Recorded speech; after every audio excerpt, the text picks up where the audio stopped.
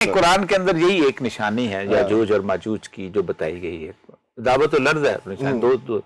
یاجوج وجوج کا ذکر دو جگہ قرآن پاک میں ہے.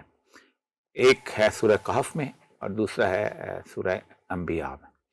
سورہ کہف میں حضرت ذوالقرنین کے 3 سفر ہیں. ایک آپ مشرق کی طرف گئے اور آپ نے سورج کو چڑھتے ہوئے دیکھا. ایک پر آپ مغرب کی طرف گئے اور سورج غروب ہوتے ہوئے دیکھا. بہت ایسے لگا غروب ہو گیا. اور عین حمیہ کا لفظ ہے. ایک دلدلی جھیل تھی جو کہ کہا جاتا ہے کہ یہ جو اپنا اس وقت یہ باسفورس کا علاقہ ہے اس کی طرف. اور اس کے بعد آپ اوپر چلے گئے اور پھر صد ایک درے میں پہنچ گئے. درہ پہاڑ کی طرف آتا. تو اس پہاڑ میں آپ نے ایک قوم ملی لا یکادون یفقہون قولا کہ جس کی زبان وہ نہیں سمجھتے تھے. تو انہوں نے کہا یہاں ایک کچھ لوگ ہیں مفسدین فی الارض جس کو کہتے ہیں جو کہ خاص طور پہ فساد پیدا کیا ہوا ہے تو ان سے بچاؤ. تو ذوالقرنین نے بڑے چونکہ صحابات پیغمبر پھر نہیں کہا جا سکتا ہو سکتا ہوں لیکن اللہ تبارک و تعالیٰ پہ یقین رکھنے کو اللہ نے جو مجھے طاقت جو خاص عنایت ہے یہ لفظ تو میں اس کے لیے تمہیں ایک دیوار بنا دیتا ہوں. تو مجھے لوہے کی چادریں اور یہ چیز انہوں نے دیوار بنا دی اور نے کہا دیکھو اب نہ اس میں یہ سوراخ کر سکتے ہیں نہ اس پہ کود کے آ سکتے ہیں. ہاں جب اللہ کا حکم ہوگا دکا تو بنا کے وہ چلے گئے. رسول اکرم صلی اللہ علیہ وآلہ وسلم ایک دفعہ خواب سے بیدار ہوئے ہیں یا کچھ ایسا ہی ہے کہ بہت پریشانی کے عالم میں آپ نے ماتھے پسینہ تھا. آپ نے کہا ویل للعرب عرب کے لیے تباہی. دوبارہ کہا ویل للعرب عرب کے لیے تباہی. تیسری دفعہ کہا حضرت زینب بن جہش ہماری ماں ان کی زوجہ ام المؤمنین وہ موجود تھی. کہا یا رسول اللہ کہا ہوا. انہوں نے کہا کہ یجوج اور ماجوج نے اس دیوار میں سوراخ کر لیا ہے جو کہ کر لیا ہے انہوں نے بنائی تھی. ٹھیک ہے. اس پہ انہوں نے پوچھا یاجوج اور ماجوج کون ہیں. کہا یہ بنی اسرائیل میں سے ایک ایسی بنی نوع انسان میں سے ایسی قوم ہے کہ 999 وہ ہوں گے اور ایک تم ہوگے. اتنے زیادہ تعداد میں ہو جائیں. کہا یہ کیا کریں گے اگر کھلا چھوڑ دیا جائے. کہا اگر انہیں کھلا چھوڑ دیا گیا تو یہ معاش میں فساد پیدا کریں گے. Disturbance in the economic system of the world. Disturbance in the economic system of the world. معاش میں فساد پیدا کریں گے. ایگزیکٹلی یہی چیز بنتی. اس کے بعد کہا گیا کہ ہم شکست. کہا کہ نہیں تم شکست نہیں دے سکو گے. اللہ نے بڑی سخت قوم تم پہ بنائی. اللہ ان سے جنگ کرے. کوئی ہر بات آخری جنگ. اللہ نے جنگ پورے قرآن میں صرف ایک جگہ کی ہے حرب من اللہ و رسول وہ ہے سود کے خلاف. اب رسول اکرم سب جب بات کر رہے تھے 2 ہسٹورک واقعات ہوئے تاریخ میں. ایک ہسٹورک واقعہ یہ ہوا ہے کہ جو کیسپین سی کے اوپر جو پہاڑی تھی وہ علاقہ جو تھا اوپر جو علاقہ اس سے سیلاب آیا ہے انٹرنیشنل لیول کا بہت بڑا اور وہ بہت گورج کھل گئی ہے مکمل طور پہ. تو کہا جاتا ہے کہ دیوار جو ہے وہ ٹوٹ گئی ختم ہو. کیونکہ سوراخ تو 600-1400 سال پہلے ہو چکا. آج تو نہیں سوراخ کیا نا حدیث ہے. دوسرا بڑا واقعہ یہ ہوا ہے کہ اس علاقے کے اندر کیسپین کے اوپر ایک قوم رہتی تھی جس کو خزا کہتے تھے. ان لوگوں نے یہودیت قبول کر لی اور جو ان میں سے بنی اسرائیل وہاں آباد تھے وہ چھوڑ کے آ گئے کیونکہ وہ کہتے تھے ربائیوں نے ان کو خلق کہا ہے. اور وہ باکو میں کبالا کے ایک علاقے میں آباد ہیں. اس کو ان کا گاؤں ہے باقاعدہ. میں نے وزٹ بھی کیا. اچھا. تو جو یہودی جو تھے یہ وہاں پر ان کو اشکنازی جیوز کہا جاتا ہے. یہ بنی اسرائیل نہیں ہے. یہ بیسیکلی گورے ہیں بلو وائٹ اور یہ وہ ہے وہ دنیا. لیکن انہوں نے ایک کام کیا کہ چونکہ یہودی ہو گئے تھے بڑے کنورٹ جیسے ہمارے ہاں جو کنورٹ مسلمان ہوتا ہے بڑا سخت مسلمان ہوتا ہے جیسے بڑا سخت یہودی ہو گئے. تو انہوں نے جا کے وہاں پر عیسائیوں کے علاقے میں آباد ہونا شروع کیا. تو انہوں نے کہا یہودی آ گئے تو ان کے پیچھے پڑ گئے. تو ان کو کبھی پہلے میلان سے نکالا گیا پھر ٹسکنی سے نکالا گیا پھر 1492 سے میں نے بتایا اس میں سے ایزابیلا فرڈینڈ نکالا. انہوں نے 2000 سال بہت مار کھائی. اتنی مار کھائی ہے کہ وینس شہر کے اندر گندے ترین علاقے میں رہتے تھے. 1 گھنٹے کے لیے باہر آنے کو اجازت ہوتی تھی. گلے میں تختی ڈالی ہوتی تھی جس پہ لکھا ہوتا تھا میں یہودی ہوں. اس کے علاوہ نہیں آ سکتے تھے. ان کو انسانوں والے نام رکھنے کی اجازت نہیں تھی. کوئی ڈاگ لکھتا تھا کوئی کوک لکھتا تھا کوئی گولڈ سمتھ لکھتا تھا کوئی بیگ سمتھ لکھتا تھا. یہ نام نہیں اجازت ہوتی. اس طرح ان کو گھیٹوز میں رکھا جاتا تھا جہاں پانی نہیں تھا بجلی نہیں تھی سیوریج نہیں تھا. بہت بری ترین بار بار مارے گئے, بار بار ان کا قتل عام ہوا, رشیا میں دوسری جگہ. یہ پھر سارے جو اشکنازی جوز تھے یہ 1896 کے اندر ایک سوئٹزرلینڈ کا شہر ہے باسل, یہ وہاں جمع ہوئے. تو انہوں نے ایک پروٹوکول آف دا زائنزم تحریر کیا, جسے پروٹوکولز کہتے ہیں فیمس. انہوں نے کہا اب بہت ہوگی ہمارے, اور اب ہم نہیں کسی طور پر بھی اٹھیں گے, کسی طور اب ہم نہیں مار کھاتے, اب ہم نے دنیا کو فتح کرنا ہے اور آنا ہے, اور ہم نے اسرائیل کو اپنا ایک ہیڈ کوارٹر کے طور پر بنانا ہے.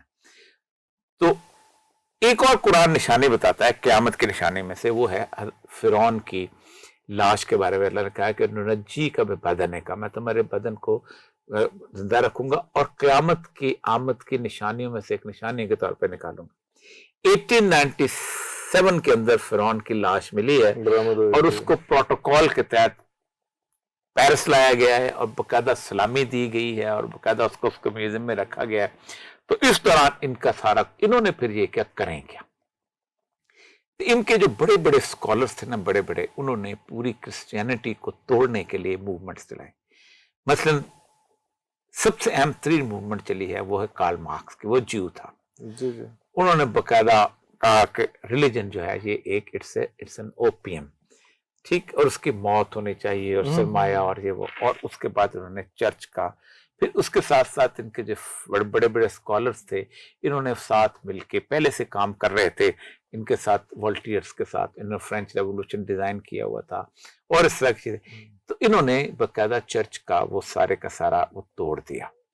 جب وہ خمار توڑا ہے تو ان نے 1896 کے بعد انہوں نے برطانیہ کے ساتھ مل کے, روتشیلڈ واز the مین مین, جس نے بینک آف انگلینڈ چارٹر, ان کا سب سے بڑا خاندان, اس نے بالفور ایک وزیر خارجہ ہوتا تھا, اس کے ساتھ مل کے ایک ایگریمنٹ کیا کہ ہم جہاں بھی ہوں گے تمہاری مدد کریں گے, فرسٹ ورلڈ وار میں بھی کریں گے, بے شک ہمیں جرمنوں کو دھوکہ دینا پڑے, آسٹرو ہنگیرین امپائر کو دینا, لیکن تم ہماری مدد کرو. تو 1917 میں بالفور نے ایک خط لکھا جس کو کہتے ہیں بالفورس ڈیکلریشن. تو وہ جو ہے اس کے اندر انہوں نے کہا گیا کہ یہ خط جو ہے اس کے every Jew living in any part of the world is to be considered as one nation and has all the right to go back to the promised land. لیکن اس سے پہلے انہوں نے کیا کیا, پروٹوکول کہتا یہ ہے کہ ہم اس دنیا کے اندر ایک ایسی ورلڈ کریٹ کریں گے جس کے اندر کسی قسم کی کوئی ریلیجن نہ ہو, کوئی آخرت کا تصور نہ ہو, سیکس کو ہم بیسک ہتھیار کے طور پہ استعمال کریں گے, عورت کو ہم سینٹر سٹیج پہ لے کے آئیں گے. تو ان دونوں کے ملاپ سے جیوز کے اور کرسچینٹی کے, اولڈ کرسچینٹی, کیتھولک کہتے ہیں وسیع المشرق, جیسے ہمارے یہاں ہوتا ہے نا ملٹی کلچرل, ان کے ملاپ سے ایک سیولائزیشن نے جنم لیا جس کو کہتے ہیں ماڈرن ویسٹرن سیولائزیشن. یہ ماڈرن ویسٹرن سیولائزیشن بنیادی طور پر قرآن کی اس آیت پہ اب آ جائیں. قرآن کہتا ہے وَحَرَامٌ عَلَىٰ قَرْيَةٍ أَهْلَكْنَاهَا أَنَّهُمْ لَا يَرْجِعُونَ, ہم نے ایک بستی کو ہلاک کر دیا اور اب یہ لوگ واپس نہیں آئیں گے, ان کو آنا منع ہو گیا. کب آئیں گے؟ حتیٰ اذا فتحت یاجوج و ماجوج, اس دن واپس آئیں گے جب ہم یاجوج اور ماجوج کو کھول دیں گے. وَهُم مِّن كُلِّ حَدَبٍ يَنْسِلُونَ, اور وہ بلندیوں سے تمہارے اوپر سے حملہ آور ہوں گے. آپ اندازہ کریں کہ اسی دوران یہ 1917-18 کے نزدیک ان کا پہلا ایلیا جو ہے بحر تبریہ, سی آف گلیلی کراس کر کے کہاں پہنچا ہے؟ یروشلم پہنچا ہے. یعنی یاجوج ماجوج کھلیں گے تو یہ وہاں پہنچیں گے. اس کا مطلب یہ کہ اب ڈھونڈنا یہ ہے کہ قرآن حق ہے تو یاجوج ماجوج کون ہے. تو اب وہ یہ ویسٹرن سیولائزیشن ہے جو اس کی پریلوڈ کے طور پہ اٹھی ہے. اب 1920 کے ارد گرد کے واقعات میں آپ کے سامنے رکھتا ہوں. دنیا کا پہلا مس ورلڈ کا کمپٹیشن جو ہے 1920 میں ہوا ہے, فلوریڈا کے ساحلوں پہ ہوا تھا. ٹھیک, اسی کے اندر 1920 میں انہوں نے پہلی دفعہ عورت کے ہاتھ میں سگریٹ پکڑایا اور کہا کہ تم آزاد ہو, تم نکلو.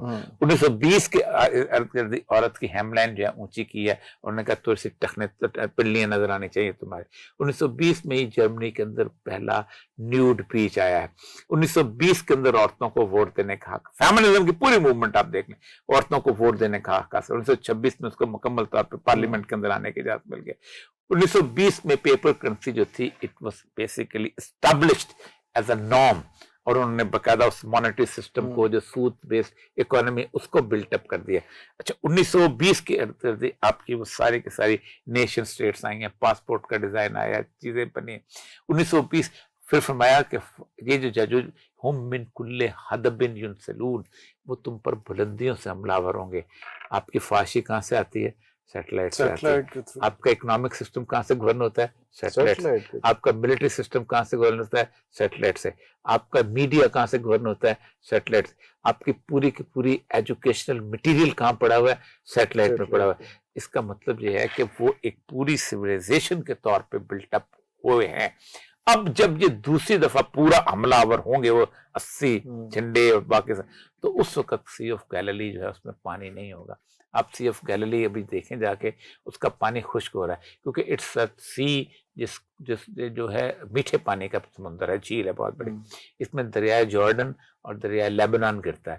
ان دونوں کو اسرائیل نے ڈیورٹ کر کے ایگریکلچر کے لیے لگا دیا ہوا ہے, اپنی سائڈ پہ لے گئے تو یہ سارا ایسا خشک ہو جب دوسرا لشکر آئے گا تو سی خشک ہو چکا ہوگا.